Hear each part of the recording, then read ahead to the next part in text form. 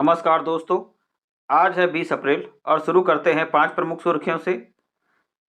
Vice admiral Dinesh Kumar Tripathi, इसको नौसेना के प्रमुख के रूप में नियुक्त किया गया। दीपिका सोरेंग ने आगामी खिलाड़ी असुंता लगाड़ा पुरस्कार जीता। भारतीय स्टेट बैंक, एचडीएफसी बैंक और आईसीआईसीआई बैंक संपत्ति के हिसाब से एशिया प्रांत में 50 ऋणदाताओं में से एक है। कौशिक राजशेखर को ऊर्जा में उत्कृष्ट योगदान के लिए सम्मानित किया गया। इंटेल ने संतोष विश्वनाथन को भारत क्षेत्र प्रमुख के रूप में घोषित किया। एफडीआई स्काई रूट एरोस्पेस जैसे अंतरिक्ष प्रौद्योगिकी स्टार्टअप को बढ़ावा देगा। स्काई रूट एरोस्पेस हैदराबाद स्थित एक भारतीय स्टार्टअप है।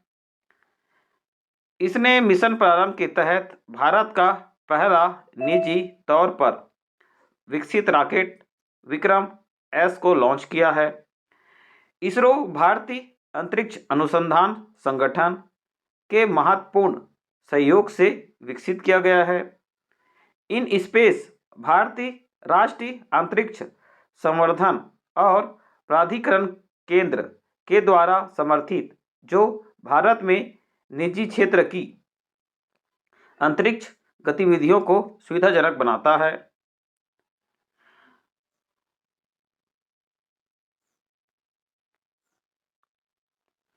लोकसभा चुनाव पर रोचक तथ्य जो आपके परीक्षा के पॉइंट ऑफ व्यू से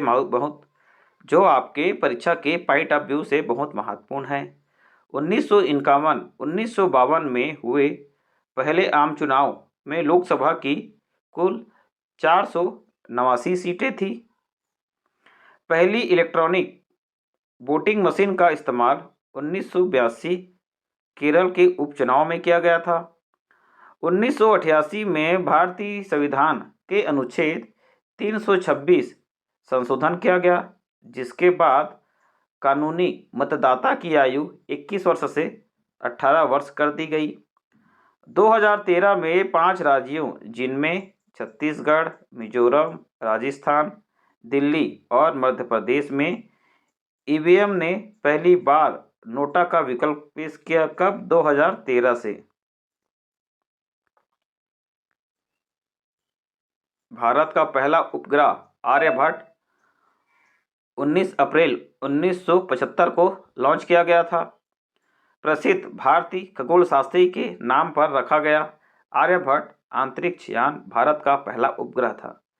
इसने पूरी तरह से भारत में निर्मित किया गया और 19 अप्रैल 1975 को कपुस्टिन यार से सोवियत कॉस्मोस 3M रॉकेट के द्वारा लॉन्च किया गया था।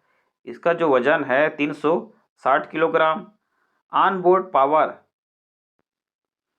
भारत का पहला उपग्रह आर्यभट्ट 19 अप्रैल 1975 को लॉन्च किया गया था।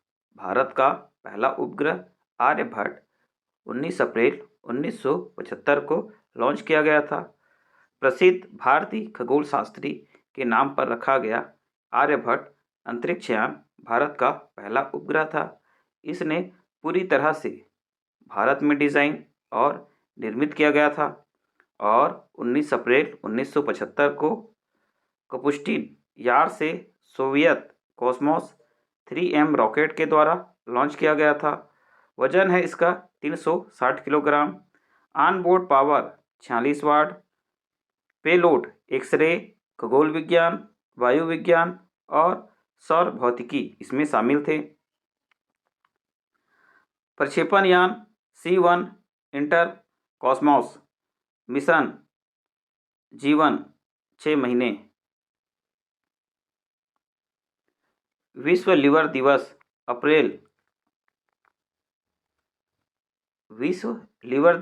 2024 कब मनाया जाता है? 19 अप्रैल को विश्व लिवर दिवस मनाया जाता है। 2010 में European association for study of the liver EASL ने 1966 में EASL के स्थापना दिवस के उपलक्ष्य में पहला लीवर दिवस शुरू किया। दुनिया भर में हर साल लगभग 20 लाख लोगों की मौत लीवर की बीमारियों के कारण हो जाती है। 2030 तक संख्या 35% बनने की उम्मीद है।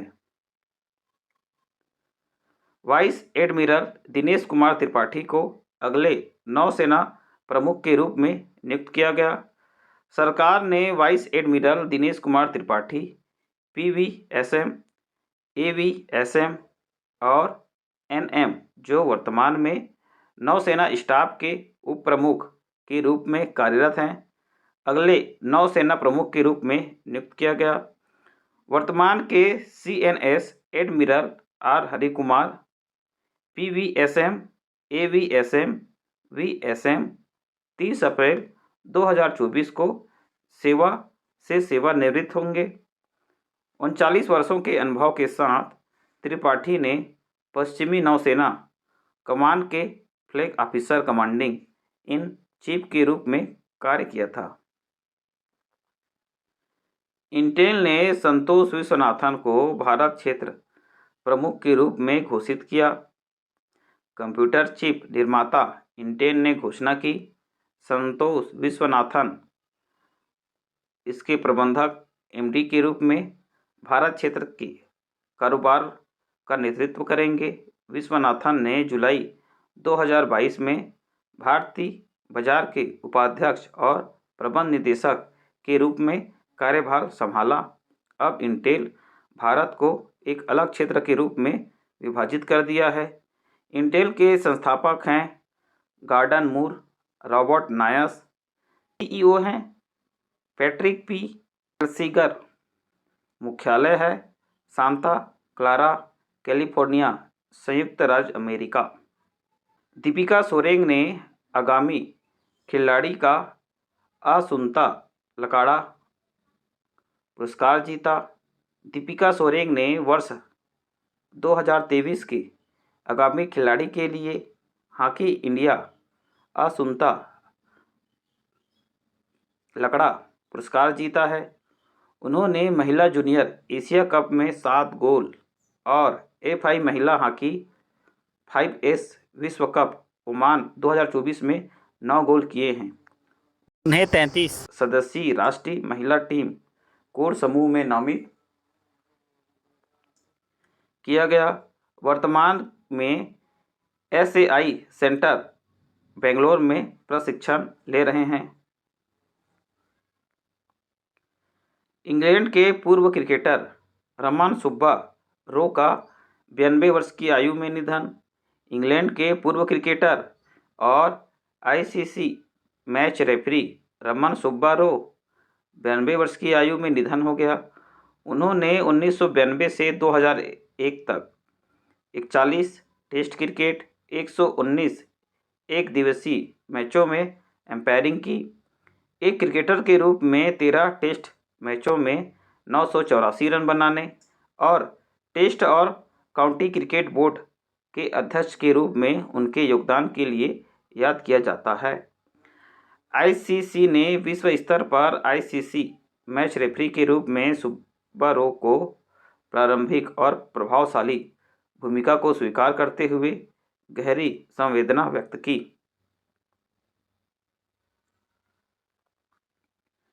बल्लेबाज माइया बाउचर ने मार्च के लिए ICC महिला प्लेयर ऑफ द मंथ का पुरस्कार जीता। न्यूजीलैंड T20I में शानदार प्रदर्शन के बाद इंग्लैंड की माइया बाउचर मार्च 2024 के लिए ICC महिला खिलाड़ी का नाम दिया गया है। उन्होंने 55.75 के औसत से 223 रनों के साथ प्रतियोगिता को पछाड़ दिया, जिसने इंग्लैंड ने न्यूजीलैंड के खिलाफ 4-1 से जीत हासिल की। वेलिंगटन ने 56 गेंदों में 91 रन का उनका उच्चतम T20I स्कोर है। वह दाएं हाथ की बल्लेबाज के रूप में खेलती है, कभी कभी दाएं हाथ से मध्यम गति की गेंदबाजी भी कर सकती है। स्टारटेक ने ग्राहक सेवा में नवाचारों के लिए कांस्य स्टीवी पुरस्कार जीता। स्टारटेक को इसके अग्रणी ग्राहक अनुभव समाधानों को मान्यता देते हुए 2024 एशिया पैसिफिक टीवी अवार्ड से कांस्य टीवी पुरस्कार विजेता के रूप में नामित किया गया। इसे 19 एशिया प्रशांत बाजारों में ग्राहक सेवा बढ़ाने के लिए प्रौद्योगिकी का लाभ उठाने के लिए स्वीकार किया गया। स्टारटेक सहित विजेताओं का नवप्रवर्तन में उनकी उपलब्धियों को चिन्हित करते हुए मई में मनीला में एक भव्य समारोह का जश्न मनाया जाएगा। संपत्ति के आधार पर एशिया प्रांत में शीर्ष 50 ऋणदाताओं में 3 बैंकों को शामिल किया गया है, जिनमें भारतीय स्टेट बैंक, एचडीएफसी बैंक और आईसीआईसीआई बैंक शामिल है। इन्होंने $1.51 ट्रिलियन की संयुक्त संपत्ति के साथ 2023 में एशिया प्रांत के संपत्ति मामले में शीर्ष 50 बैंकों की सूची में जगह बनाई है। रिपोर्ट S&P ग्लोबल के द्वारा जारी किया गया है। आईसीआईसी बैंक शीर्ष 50 एशिया प्रशांत ऋणदाताओं की सूची में एक नया प्रवेश करता है। 2022 में केवल 2 ही बैंक थे, SBI और HDFC बैंक। कौशिक राजशेखर को ऊर्जा में उत्कृष्ट योगदान के लिए सम्मानित किया गया। ह्यूस्टन विश्वविद्यालय के प्रोफेसर कौशिक राजशेखर को जापान की इंजीनियरिंग अकादमी अंतर्राष्ट्रीय फेलो के रूप में चुन लिया गया है। उन्हें बिजली रूपांतरण और परिवहन विद्युतीकरण में उनके महत्वपूर्ण योगदान के लिए मान्यता दी गई। 73 वर्ष की उम्र में राजशेखर यह उपलब्धि हासिल करने वाले 10 से भी कम अमेरिकी साथियों के साथ एक हैं, जो इंजीनियरिंग के क्षेत्र में उनकी विशिष्ट स्थिति को दर्शाता है। कानून मंत्रालय ने आपराधिक न्याय प्रणाली पर सम्मेलन का आयोजन किया। भारत ने आईपीसी, सीआरपीसी और भारतीय साक्ष्य अधिनियम की जगह 3 नए कानून पेश किए, जो भारतीय न्याय संहिता, भारतीय नागरिक सुरक्षा संहिता और भारतीय साक्ष्य अधिनियम शामिल है। इन कानूनों के बारे में जागरूकता पैदा करने के लिए कानून मंत्रालय ने doctor Ambedkar international centre research नई दिल्ली में आपराधिक न्याय प्रणाली के प्रशासन में भारत का प्रगतिशील पथ शीर्षक एक सम्मेलन का आयोजन किया गया। स्तन कैंसर से 2024 तक प्रति वर्ष 10 लाख मौतें होगी, लैंसेट का रिपोर्ट है। लैंसेट कमीशन के अनुसार स्तन कैंसर दुनिया भर में सबसे आम कैंसर बन गया है, जिससे 2040 तक सालाना 10 लाख लोगों की मौत होने का अनुमान है। 2020 तक पिछले 5 वर्षों में 7.8 मिलियन महिलाओं का निदान किया गया। अकेले 2020 में लगभग 6,85,000 मौतें दर्ज की गई। विश्व स्तर पर महिलाओं को जोखिम अब 12 में से 1 है, जिनका निदान 75 वर्ष की आयु में किया जाता है, और घटना के दर में वृद्धि हो रहा है। भारत में पहले चरण में 102 लोकसभा सीटों के लिए मतदान हुआ। भारत के 2024 लोकसभा चुनावों की शुरुआत कर दी है। 21 राज्यों केंद्र शासित प्रदेशों की 102 सीटों पर पहले चरण का जो मतदान है, ये 19 अप्रैल को शुरू हो गया है। इसमें 16.63 करोड़ की अधिक मतदाताओं हिस्सा लेने की उम्मीद है। चुनाव आयोग ने 18 लाख से अधिक कर्मियों को तैनात किया है और 1.87 लाख मतदान केंद्रों पर सुरक्षा सुनिश्चित किया है।